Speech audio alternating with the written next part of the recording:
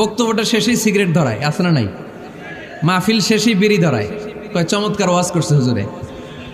ওয়াজটা সেরকম হয়েছে, অনেক কণ্ঠ সুন্দর হুজুরের। এতদিন ইউটিউবে দেখছি, আজকে সরাসরি দেখাইছি, আছে না নাই?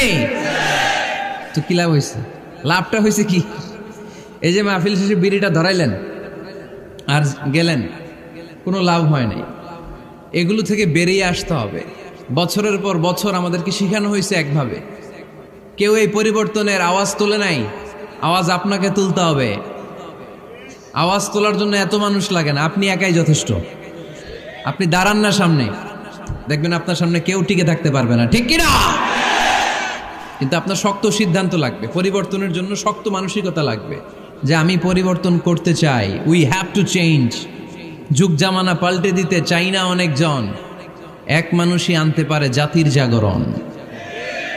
এক